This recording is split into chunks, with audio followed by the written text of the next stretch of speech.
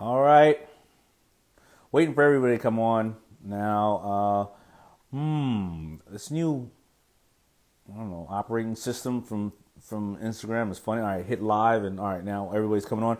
What's up, everybody? Kevin underscore some JP age 22. If you put your name in, if you put your name in, I'm gonna shout you out and where you're from. I hope you are having a really great Thanksgiving Eve. I got my shirt on for my man. I know it's probably backwards because Instagram doesn't mirror.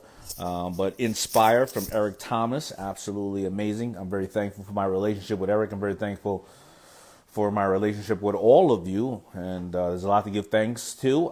By the way, tomorrow I'm going to give you a special. I'm going to do, because I'm very thankful, more importantly, for dad jokes. I'm going to give you a marathon tomorrow of my best, which means my worst, dad jokes, so that you can sit around the table tomorrow and share some really annoying, eye-rolling dad jokes. All right, so let me see who else is in here now. I'm going to be interviewing somebody, one of my, I'd call him my brother, but we're just really an amazing person. I think many of you are going to be able to learn from. His name is Steve Canal. I had to actually.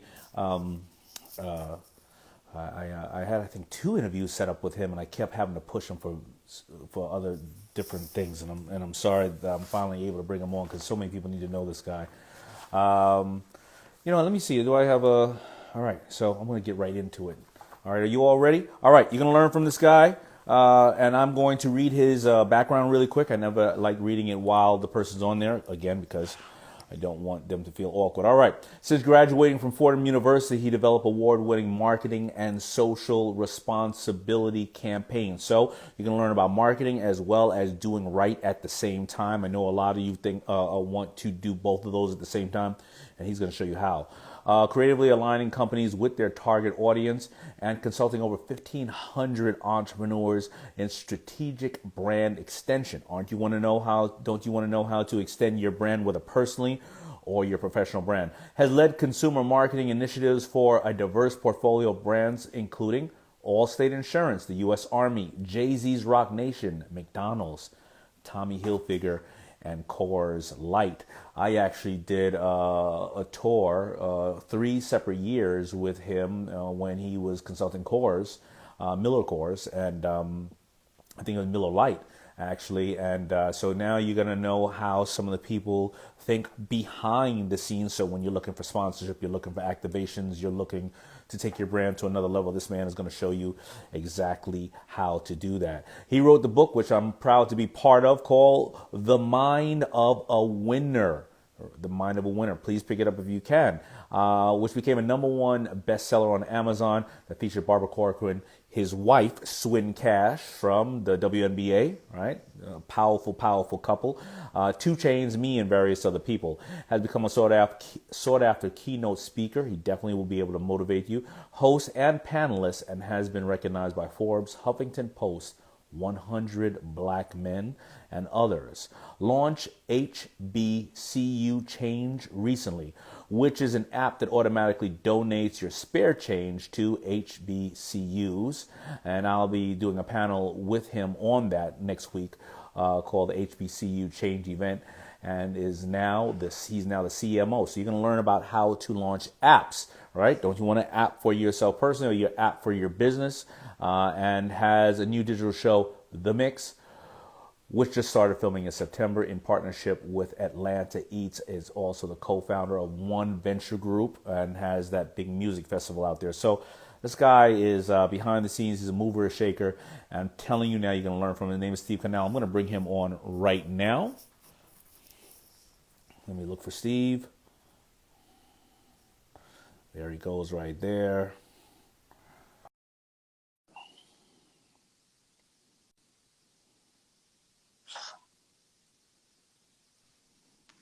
Steve, what's up, man? My brother.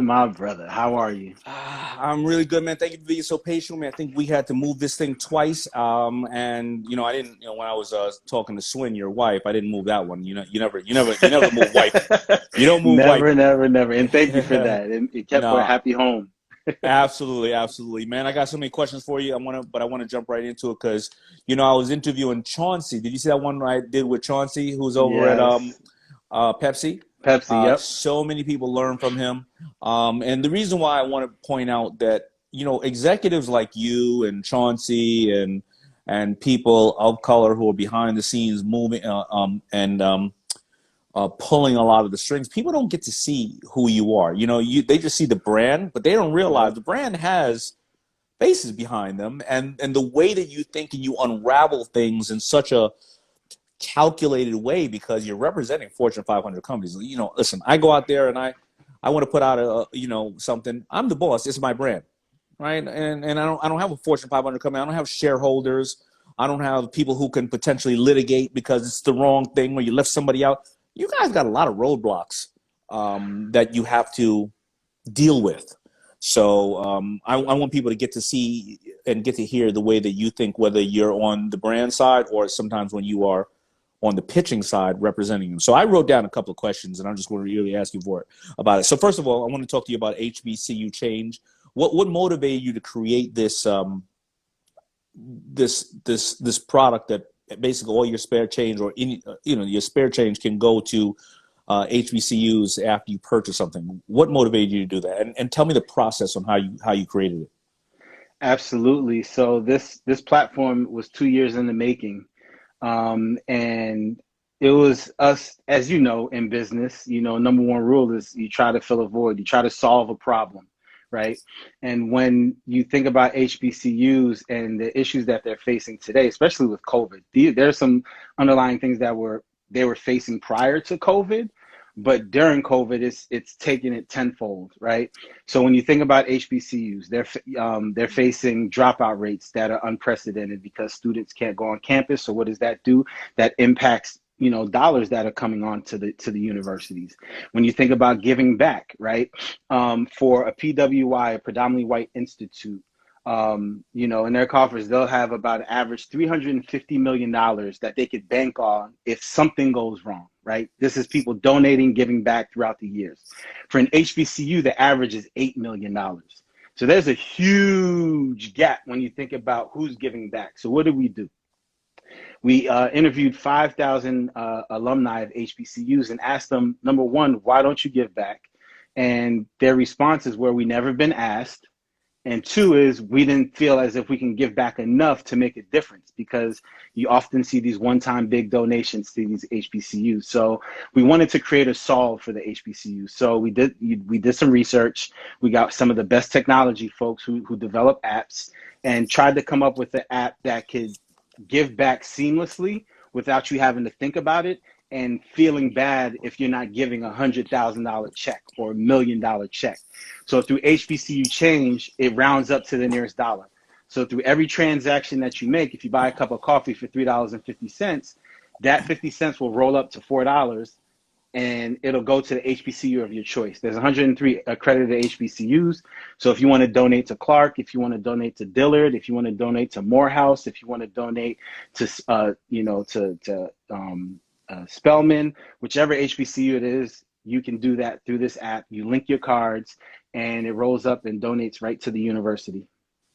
And I think that's incredible because, first of all, you obviously shared the plight. But a lot of people right now, like I've learned with Bombas, a lot of people right now go, you know what? I can buy something from anybody at any time. But now I want to know that when I buy something, that person is doing better for the world and is making the world a better place.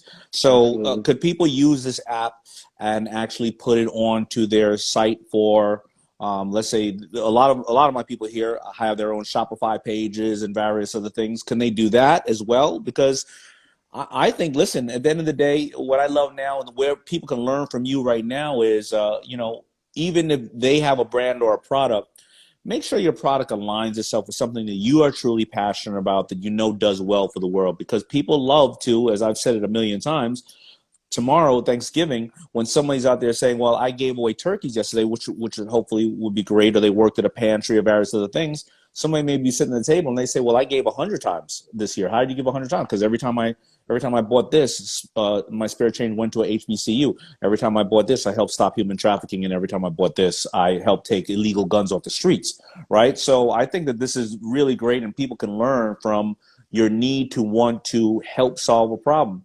So many of us think that what we do doesn't necessarily matter unless we do it big. But if everybody Right. does it a little, it creates significant change. Yo, and to that point, when you think about HBCU change, right? We'll take, Clark. Hold on. Yo, George. I want you to lock in and brand that significant change before one of the bloodsuckers on here do that. All right, just make sure we get that. Oh, it's thinking, baby. All right, go ahead. Trademark No, I'm that. saying, and to that point, we'll use, Clark Atlanta as an example. They have 40,000 alumni, right? If we get a quarter of that, 10,000 people who are connected to HBCU change and giving back, collectively, that 10,000 can be giving back, up to $5 million a year to that HBCU, specifically by just connecting to the platform. And it's your change. Through our research, it said if you connect your debit card and your credit card, it'll average between $50 and $80 a month that you're giving back to your HBCU.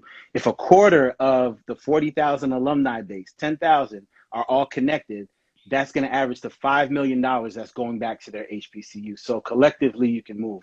And to the point of, alliance partnerships or strategic partnerships, that's where the corporate, light bulbs come on for this platform. So we're working with, car dealerships. So every transaction, if you're getting an oil change, if, you're getting a tire change at your car dealership, that transaction, you have a choice to roll up and donate to HBCU change.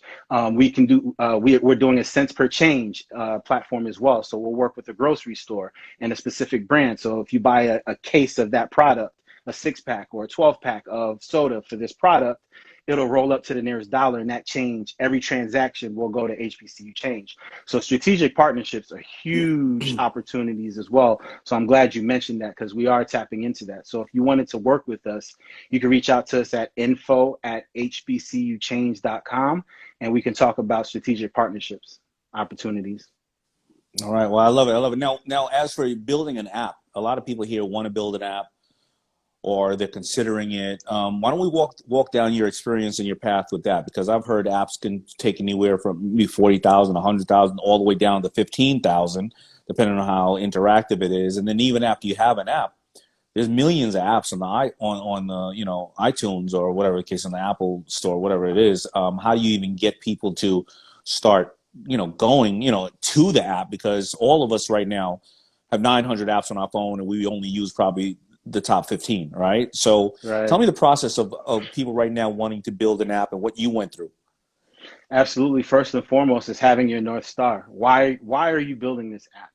And what is the solution? What is the problem it's solving, right? When you identify, your North Star and why you want to develop this app, and then you actually refine and come down to your mission statement of why you're doing it every day, the work that you're putting towards it, then you start to put a framework around it. All right, who's it going to impact, and how is it going to impact their lives? And then the technology that's needed to translate that to an app. And that's where a developer comes into the picture, because they can actually help with framing how that app will function and how a user will have their experience. The user experience is very important.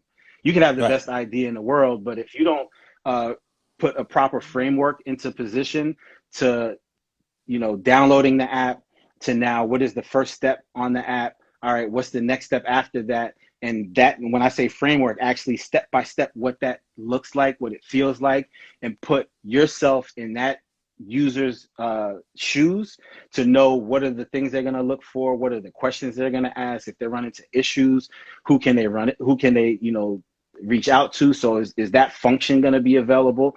So by being able to ask specific questions of how you want a user to experience your app to a developer will tell you everything about the developer. It'll let you know how experienced they are. Go ahead.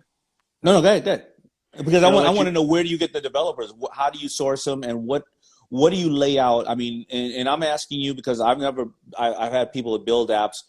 So I'm not asking you because I know. I'm asking you because I really want to know. How do you start costing out? what you should lay out, and where do you find these developers? Yeah, you have to start with the budget.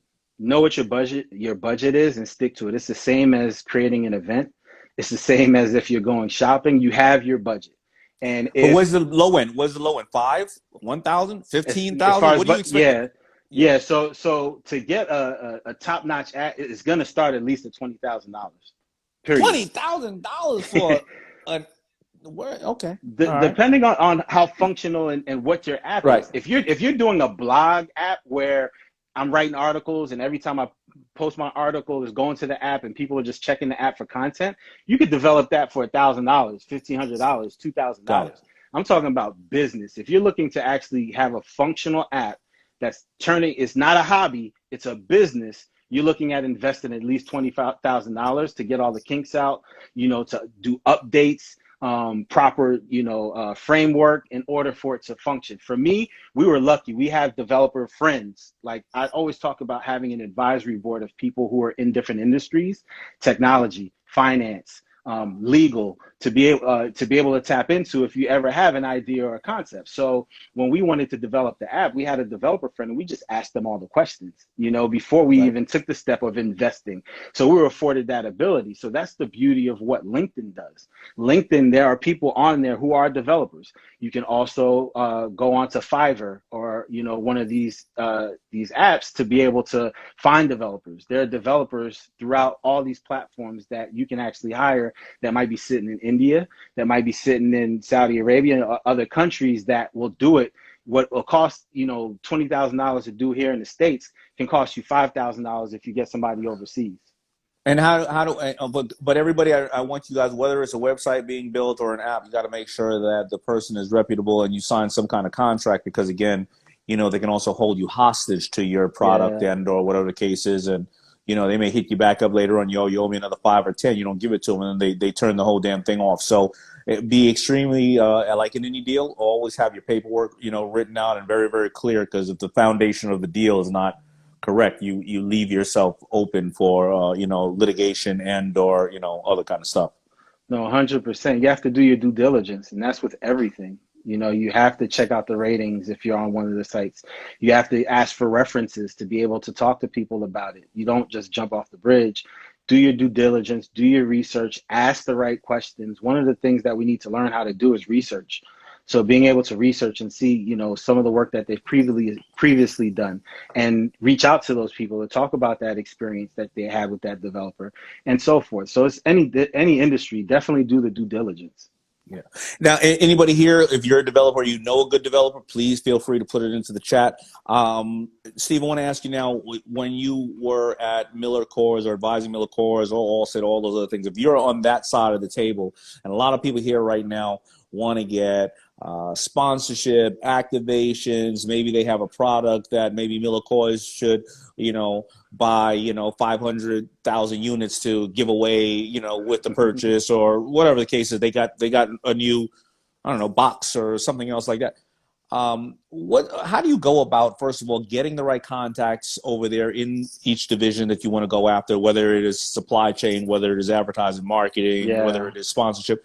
How do you get to the right contacts, and what do you need to do to skip past the noise? And I know it's not easy, because listen, if I get hit up 1,000,000 times and I'm only one person, imagine, Miller Coors, right? I mean, they got to be getting hit up a massive amount. But can you give us any kind of, not secrets, but any kind of techniques you've seen that generally could work? And it doesn't mean that it's 100% guaranteed, but what you have seen work.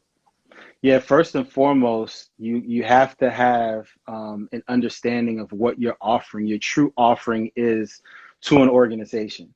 Because what tends to happen is we feel as if just because I have 1,000 people that follow me, or 1,000 customers, or 10,000, or I do events and I get 30,000 people, doesn't mean that those 30,000 people are going to translate into supporting a strategic partner.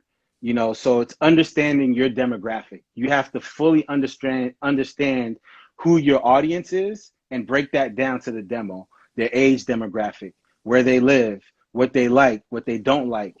You need to tap into that audience and scale and break that down to understand who your audience truly is, package it in a one-pager or deck, and present it to the organization you're looking to partner with. Now, when I say that, understand that life is not cookie cutter. You can't just have one deck and feel like you're going to pass that one deck out to 30 organizations and it's going to translate to all 30 organizations. Every organization is different. Every organization has different goals. Every year they have goals that they're trying to achieve. It might be 3 years out they're trying to achieve this goal, innovation that they're trying to achieve, a specific audience they're trying to appeal to. It can be this year we're trying to speak to the 25 to 33-year-old African American male. Next year can be, all right, now we want to reach out to the Latina X community. Is there any is there any, Steve, is there any database or any way to collect where a company's agenda is? Because you're absolutely right. Listen, and so whether you're talking a huge corporation, you're talking about just pitching Daymond John. If you pitched Daymond John 10 years ago, you would have realized that if you pitched me a clothing company, I had 10 of them and 8 of them were dead. The last thing I wanted was another clothing company. If you pitch a venture capital company and you want, and I've shared this with people before, as you know this, Steve, you have something that is, argument's sake, it's medical tech, but you go and pitch a venture capital company, they only you heard about them, they into technology, but they're into financial tech, fintech. Well, right. You pitch them something for $1 million.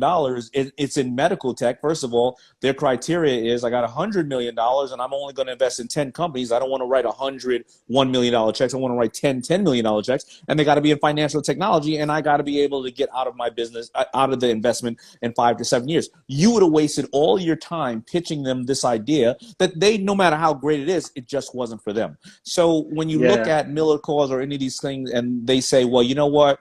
Our agenda recently has been to market to the LGBTQ community or to the young community or to the cause-related community, a social injustice community. Where do you find that criteria of what they're doing to be able to tap in? The brands tell you this. Again, you have to do your due diligence and research. On their website, they're going to have information of the programs that they've done, what their agenda is, what their sustainability report is that they release every year. They're going to tell you what's passionate to them. Sustainability report. Okay, I like that. Right, and it's going to tell you that. And then also look at Instagram, see what advertisement they've been putting out, billboards, commercials. They're telling you who their audience is based off of who they're casting in the commercials. They're telling you who their audience is and who they're trying to attach to based off the billboards and who you see in the billboards. They're telling you this. You just have to pay attention. And to find them, there's a few things you can do.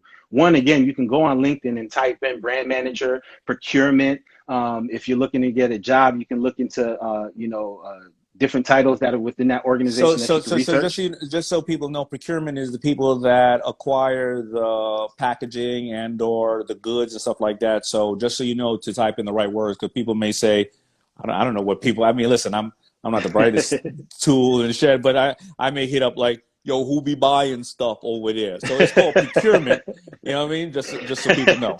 Yeah, and you put in these titles and you'll find brand managers. These are the people that are managing the brands. Every organization within Miller Coors, they have Noah Light, Coors Light, Blue Moon, Peroni. So there's a brand manager for each brand. So you're going to be reaching out to a specific individual for that brand. So if you feel like the product or service that you're offering aligns with that brand messaging and what you see them doing in the market, that's somebody that you can align with, and through your demographics of the research you've done of who your audience is and what you're offering, you put it in a one-pager or a deck and you send it out, right, to attract. And then other ways is to 10 different conferences. Right now is a little bit different because we're not actually attending CES or some of the big conferences across the country, but all the agencies are there. Those are the people that are actually coming up with the concepts for the organizations. So if it's not just learning who the people are inside the walls of that company, it's identifying who the agency of record is, which you can find online for these companies, because they're the people who are looking for the talent for programs. They're the people who are making some of the decisions of how the budgets are being spent. They're the people who are coming up with the creative ideas and concepts. They're the people who are suggesting different media outlets to align themselves with. So not in addition to the brand managers and procurement within the organization, you also want to find the agencies of record and befriend those people, because those are the people who are suggesting the ideas to the organization and the people behind those walls. I think that's a brilliant point. Somebody said I'm falling asleep while watching you, but the thing is, when you look down and you're not looking at this, it looks like your eyes are closed. So I want people to know that I'm engaged in this, because I think you brought up another good point too. When you find agencies of records, think about this: the agency of record is supposed to, their job is to spend money and get the brand out there. So that's what they're looking for, and as well as you're giving them stuff that makes their job easier, whether ideas, concepts, products, or locations, whatever the case is, and that makes them that much better to the client. And also, that agency of record has several other clients. Usually they're Yes. very, very big. So maybe if you're pitching them for Miller Coors and it doesn't work for them, then maybe they have Ford, maybe they have Apple, so I never thought about it like that. A lot of people do not pitch advertising and marketing agencies when they're really a lot of the ones who are coming up with the ideas and or executing the ideas for a brand. Also, Yeah, and you have to think about it, right? Those are the people who are going out. Those are the people attending the conferences. Those are the people that are connected to the streets. They're the ones who build relationships.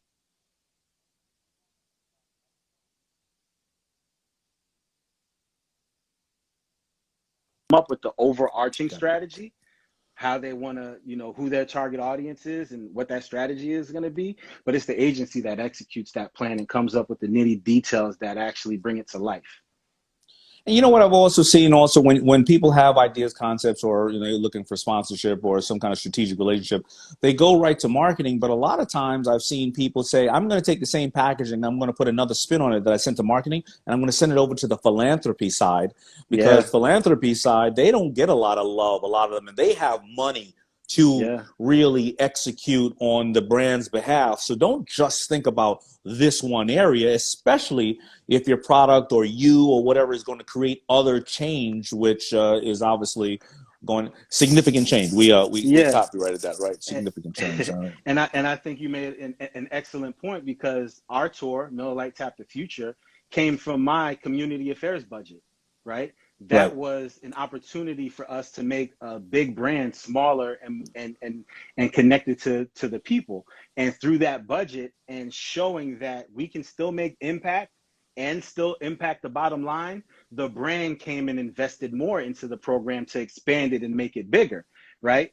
So to your point, you got to think about it. There's community affairs, there's sales, and on the sales side, those are the people that are retail. So in addition to sales, there's trade marketing.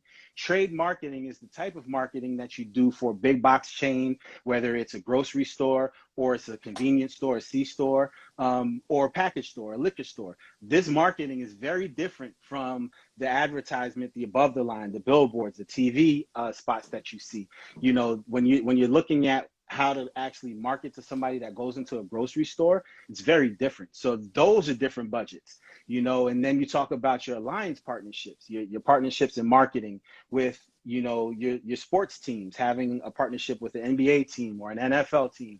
That's a whole other approach of marketing within the organization. So to your point, Daymond, there are so many pillars and opportunities for investment within a corporate space, but we tend to only focus on the marketing because that's what we see.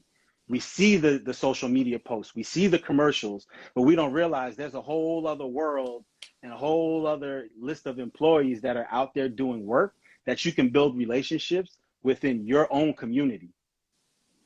What and I think to button up that part, I want to get into something else with you about how you work with brands, but and other stuff in your book. But what trade publications have you been reading lately? And I know there are no more magazines, but back in the days when I was with FUBU, it was when I was doing FUBU, it was WWD. We would read, Women's Wear Daily. We'd read other things. So, are you reading Ad Age? Are you reading? Where are people like you and brands really?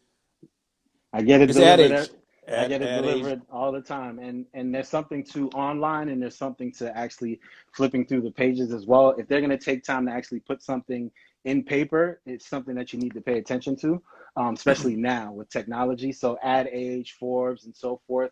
Blavity. I'm tapping into, all the resources. Don't come on, man. You're too close to it. Stop running it off really quick like that. Ad Age, because people are trying to write this down, Steve. Come on, man. I'm trying to put out as much information as possible within our window. So you have said Blavity. you have Ad Age, you have Blavity, you have Forbes. You know, these are Ink.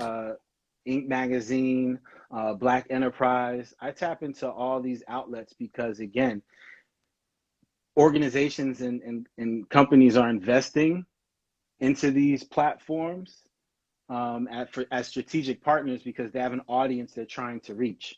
So you're doing research in itself by acknowledging the advertisers within those pages or within that website to know who's spending right now, what they're spending on, and the audience they're trying to reach. And if you understand all those dynamics within each publication, each media outlet, you're already a leg up because you know who that audience is they're trying to reach, and you can tailor your pitch deck, your one pager to speak to that so they know that you understand the audience they're trying to reach. So it's very important to not only tap into these and just read the pages, but do your research. See what brands are spending dollars in those pages. See what events they're coming up with, what platforms they're leveraging. They're telling you everything within those pages. You just have to take a step back and actually take a deep dive and understand who, you know, what they're telling you within these pages or media outlets. So I want to talk really quick about, you know, how diverse, listen, you wrote The Mind of a Winner, but you also are very diverse in your mind and the way that you put things together. So you have one music fest, right? It's a Yep. big music festival. How many people attended every year in Atlanta? I We was get there 2 years ago. Yeah, we get 55,000 people to Atlanta. It's the fastest growing progressive music festival in the Southeast. Okay, so several different stages, and that's working. And then we did the Millicor Tap the Future. Yep. Then you're doing the HBCU app, so you're showing Yep. yourself in pitch competition for this big brand, driving 50,000 people to a certain event in a certain state at a very specific time. Very hard to move those type of people logistically, you know, putting it all together. Then you're talking about something where it's in fintech to some extent. And Yep. you It's also, I fintech. remember you did something with Kenny Burns. It was a small tour for women, I for believe. for women only. Now, what was For that tour? Tell me about that tour. Yeah, so for women only was a platform that myself, Kenny Burns, and Anaton Barriola did a 5-city tour across the country for women from married men. So there's always a lot of talk. There's a lot of, you know, concepts, ideas, but we never really saw anybody, especially from the married perspective, wanting to be vulnerable and share our actual insights of what we thought when we got engaged, how long, you know, before we got engaged, the process of going through marriage, marrying somebody who's just as much of a boss as you, and, you know, being able to handle that as a man, having an alpha woman, and being able to share those insights, you know. And we did that tour across the country, and we were having open dialogue with women, and the conversations were amazing. To be able to be that vulnerable and share the mistakes and share the things that worked for us. It wasn't us telling women what to do and how to approach it. It was sharing our experience and letting them react to it and then answering questions that they might have had on their mind. So it was definitely a 5-city tour we did, which was phenomenal. Shout out to Cavarcier, who it aligned with their you know, their strategy. They were trying to appeal and attract more women.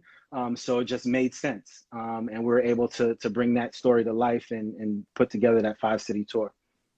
Yeah, so first of all, I truly believe in that because I always say that if you want to get the best insight on, other people, you don't talk to people who are just like you. Men shouldn't talk to men about how Right. to deal with a woman. A man should get advice from women on Yeah. how to deal with a woman, and vice versa. You know, it's kind of like if we were going to fight the Russians, I wanna hire a ex-Russian military general to Get tell those me insights. how Get to the get the insights. insights of the Russians. So, Yeah. but I say all that to say how diverse your offerings are, and in every one of those, you were able to bake it well enough to present it to Miller Coors or present it to your sponsors for the one music or to Cavassier and stuff like Yeah. that. So, just give me a little bit of your unique perspective on how you're able to package that, because that's really what you do. I mean, your company is the one group, the one venture group, and you handle clients like maybe it's going to be some people here, or obviously you handle big clients. How do you do that and be so diverse at it? Because all of us get held back and we get put in a box. Before I was on Shark Tank, it was Daymond John only knows how to sell baggy jeans. He's the hip hop guy. He's going to come in the room, gold teeth, break dancing, jeans hanging off his ass. You know, I mean, every one of us here are put into a box all the time. How do you present it and bake it well enough where you can pivot in those different ways and come up with unique selling propositions to people? Yeah, you know, at One Venture Group, we call ourselves social engineers. There's a science to it. Like I said, you can't approach every situation as cookie cutter. We didn't take for women only and just blanket it and feel as if every brand could align or attach to it. We understood what our strengths were and what we were trying to offer. We packaged it. We understood who the audience was. We put it together. And through us being social engineers, you know, we put together what the user experience would be. So we're doing this event. There's an opportunity for tasting. There's an opportunity for content that we can develop that has a shared message that you can share on your platform brand and our platform. There's an opportunity for us to expand not only in your key target markets, but if there are other markets that you want to expand and grow into, we can provide this offering into those markets. We're going to have the audience there, and now your brand can come to life organically without you having to force a message through social media. Right? It can be leveraged through our platform and our network because we know our audience best. So brand X, this is how your brand can fit into our world. It's the same thing working in corporate. You need to bring your authentic self. They don't hire you to come into an organization and be like everybody else. They hire you for you to come into the organization and lend your creativity, your ideas, your innovation into their world. Right? So what are you offering to them? It's the same thing when we're working with brands. It's identifying the brands. Obviously, first is identifying the platforms and programs that you want to create and how it aligns with who you are, and identifying your strengths and what you could bring to life. And then identifying the brands. So for women only, we had a list of XY brands that we wanted to work with that we thought would fit for this platform. Same thing with One Music Fest. Same thing with HBCU Change. Same thing when I went on tour for the Mind of a Winner. So it's identifying which brands make sense to your organization and how you can bring their brand to life. I think where a lot of people go wrong is trying to, one, force fit who your audience is to everybody, right? One, there's not enough time in the world. So the first 5 that you try to might not have made sense at all, and you just lost 2 days. And now on day 3, that brand, that the 6th brand you wanted to reach out to already has their plan baked. And if you reached out to me a week prior, possibly could have happened. So be very strategic and intentional with who you're reaching out to make sure that, one, it's a true partnership. That's why I hate the word sponsorship. It's a partnership. It's going to benefit you brand, and it's going to benefit our platform. We're going to come together to make magic. It's not about me trying to force my audience to you, because my 50,000 people might not care about your product or might not be interested in your product. So it's my due diligence to do the research to understand my audience, so I know when I'm reaching out to a brand, it makes sense. No, it makes sense too, man. And so I want everybody to be able to understand more about the way you think. And so, you know, make sure that they copy book. What was the book out about 4 years ago? You initially came out with it, right? Yeah. The Mind of a Winner. Really, there's a lot of stuff in there. And Steve, I got just some random questions. How tall are you? I'm 6'6". So if I stand 6'6", up, and how tall is your wife? My wife is 6'1". That's all? Well, everybody looks taller than me. I'm 5'7", and that half is really important. But every time you see her, she's in some heels. Outside of being on the court, she's in some heels. So in some heels, she could be 6'4", 6'5". How tall is Theo Ratliff, you think?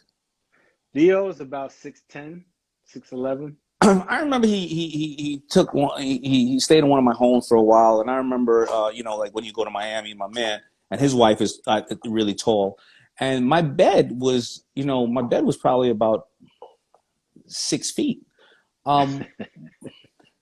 Do your feet hang off the bed and shit like that when you go to hotels and stuff like that? I just want to keep it 100. This is important for me, man. I want to know shit like that. Like your feet dangle off the bed.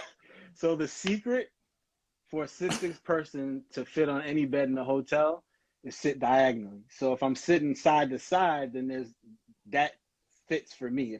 I never If I sit from top to bottom, then it's going to be a little bit tougher. Yeah, I it's never going to thought ding about up. that. So you sit diagonal. I love that. Ha All right, ha. man. All right, man. Before you go, man, how old is your boy now? He's 3 years old, and then we have another that we're expecting in January. So Congratulations. we're growing our family, another baby boy. All right. Well, I'm going to give you one. I'm going to just give you a treat to give to him, when he gets a little older. All right, Steve, you ready? Yep. All right. Why don't skeletons ever go trick or treating? You got me. Because they have no body to go with. Come on. They're going to get worse by tomorrow. Let that wash over you for a little bit. You know what I mean? Oh man! And my son loves I, skeletons, so that's a good thing. I know this is uncomfortable for you, man. You got to act like you give a shit and you're laughing, but no problem, brother. I love you, man. Happy Thanksgiving, Love you man. Thank too, you so brother. much for everything you do and you continue to do, man. I look forward to seeing you and giving you a big old hug, brother. Absolutely. Happy holidays to you and the whole Shark Group family. It's all love. I love everybody. So love you, appreciate you, and everybody. Don't be afraid of reinvention. Reinvention's a part of life. Understand what your North Star is, and work hard and be courageous. All right. That's right. That's right. All right, brother. Thank you. All right. Later, D. Later. You never know what you're gonna learn. You're gonna learn about skeletons, bad dad jokes, going diagonal on the bed, or whatever it was. But more importantly, how to pitch brands, how to package it. How to understand where they're looking, what they're posting out about. Certain divisions, the right words to say, procurement and or community affairs, CMOs, or whoever you need to hit, brand managers, or more importantly, hit the people that they're giving the job to take all the pitches from advertising companies, companies of record, and so that's really, really important. I hope that you learn from my guy Steve, and this dude is like absolutely amazing. And I'm going to keep bringing on more and more people like that. Also, when you go out and develop an app, what's your North Star? On the low end, it sounds like, you're going to get something that is pretty decent at 20, but I'm sure that that's just the bottom. You can obviously go all the way to millions of dollars on apps, but make sure that there's a specific need for it.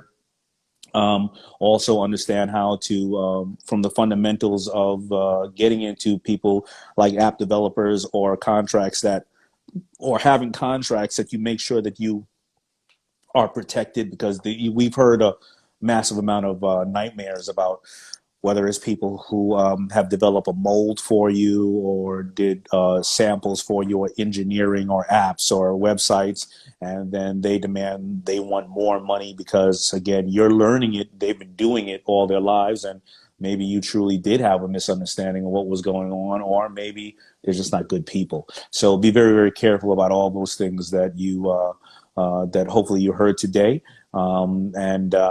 And there you have it. I'm going to probably try to bring on one other person. Somebody said I need an antacid. Absolutely. You hit that right on the head. I had an early Thanksgiving dinner yesterday with a bunch of my team, and it was absolutely delicious. I'm going to try to bring on one other person and see what we got here, and then I'm going to let all you guys bounce and get to hang out with your family and all that other stuff. All right, let me see if this is. Let's look at Malcolm Sutherland. Malcolm Sutherland. Hey, how you What's doing? up, man? So, yeah, good. It's just over in Scotland. We're You're just in waiting till, Scotland. yeah, What time is it like over there? it's like 8 o'clock Eight in the o'clock. evening. Yeah. Good, good. Well, So welcome to welcome to my Instagram. So talk to me, man. You got a good question or a good comment that we could all learn from? yeah, just to say I've been following you past couple of years. I saw you in person at Grant Cardone's conference in Miami a couple of years ago.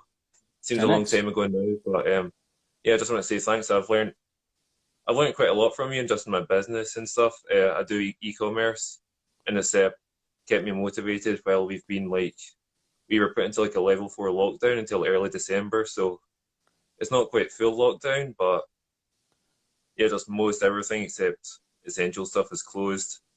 And Yeah.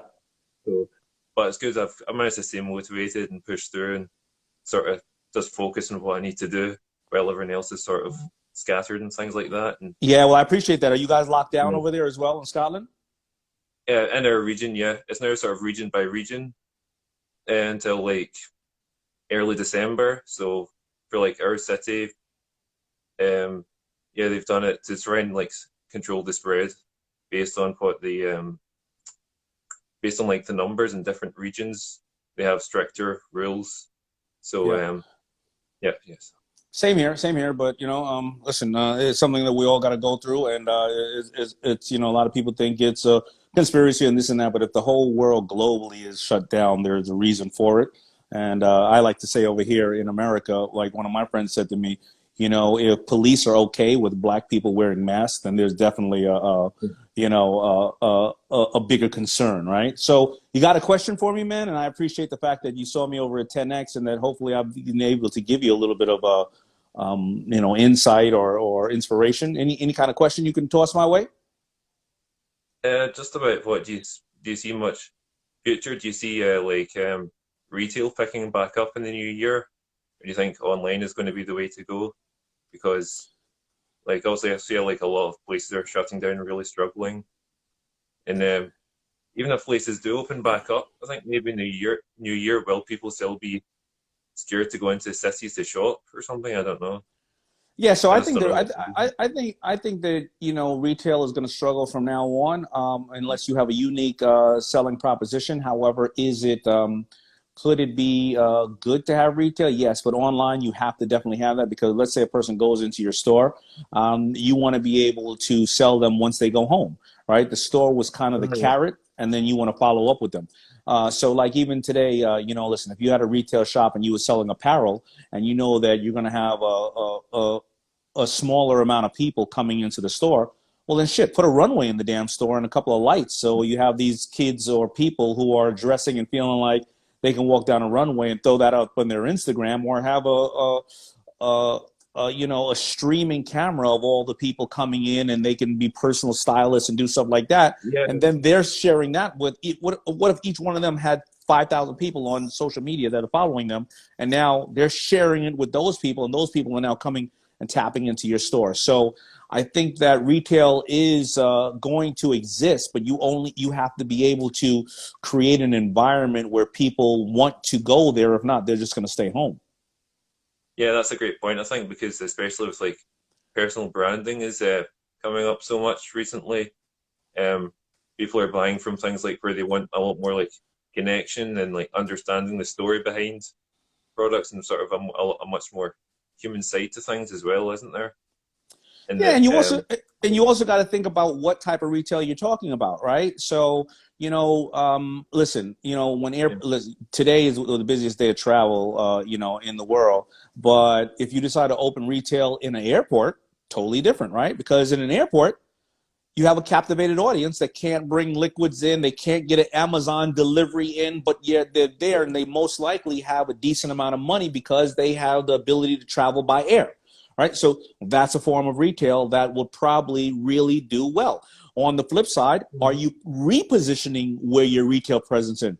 The reason why Tesla started to skyrocket so much is that Elon Musk decided, I'm not going to have independent car showroom, because number one, the female is the number one reason why cars are purchased, because they're either dictating what car they want at home or dictating to guys what car I really, really like, right? Yeah. So they don't want to go to car dealerships. They feel intimidated. So what did Elon Musk do? He put very small showrooms in the middle of malls. Why? Because when the female's in there shopping, she walks by, she doesn't feel intimidated. She looks at the car, and now it's in her mind. And when the male is in there with the female, like when I'm with my wife, I got to just sit there like a bozo for 2 hours while she tries dresses on and smells perfumes. I ain't got shit to do. So what do? I walk down to the middle of the mall, and I look at the damn Tesla. All of a sudden, next thing you know, I'm buying the damn Tesla. So, there's a lot of different ways that you should think about retail, and be able to execute it with what ways work with you, Yeah, that's a great point. And I have read one of Elon Musk's books. I think it's by Ashley Vance, like his main biography that mentions that. And yeah, and it makes you think, like, especially with technology changes as well, that how like the layout of even cities themselves could change with all this. Because with that example of Tesla, maybe you won't see as much like brick and mortar car dealerships. In the future, maybe it will be online, maybe it will be, as you say, like in the malls, and maybe not in paying by what, like cryptocurrency and whatever model. And also like, or even like the model you pay for it, you're not necessarily paying cash. A lot of people even just lease their cars now over here as well, and don't even, and just change it every 2 or 3 years. Yeah. Yeah. So listen, brother, I'm gonna let you go because I know my Instagram only stays a certain amount of time. I think it's an hour, whatever the case is, man. But I appreciate you, man. I love that accent, brother, and thank you for supporting us through by Scotland. And all you guys stay safe over there. And I'll be speaking to you in the future, man. Yeah, thanks, man, and happy Thanksgiving over there. It's not as big over here, but I know Well, it it is over shouldn't there. be because it shouldn't be big over there because aren't we celebrating Thanksgiving because we kind of gave your side of the continent the middle finger, and we were really happy about not having to deal with you guys anymore, or I forgot, something like that, or was that Independence Day? You know what? Let's forget. I'm dyslexic. I get those things backwards. I think it's I don't know Independence Day. Yeah, I have no problem with you celebrating Independence Day. We're quite patriotic over here for even about Scotland and quite anti UK as well. Yes, But, I know. You guys been fighting them forever. I was just watching what's the one with Mel Gibson the other day, and then and all those kind of things. You guys are some fighters, boy. I tell you, you're like one big version of Brooklyn. Yeah, we're so proud. Yeah. All right, man. All right, peace, brother. We're open, but yeah, awesome. Happy Thanksgiving and cheers. Bye, man. All right, peace. All right, there you have it. There you have it. I appreciate everybody today. I'm going to remember tomorrow. I'm going to probably give you guys a marathon of excellent dad jokes, and they're going to be really bad, but really good. All right, everybody. I'll talk to you later. And listen, there's a lot for you. If you're watching me right now, that means you're alive. That means you're hopefully healthy. Hopefully you did not lose anybody to this awful thing going on. And there's a lot for us to be grateful for. So please, cherish that family. And even if you're not getting together with your family, getting together on Zoom or Skype or whatever the case is, there's so many people out there in the world that are doing much worse than you are. And definitely much worse than all of us. So please, just spend this time with your family, your loved ones, and be safe.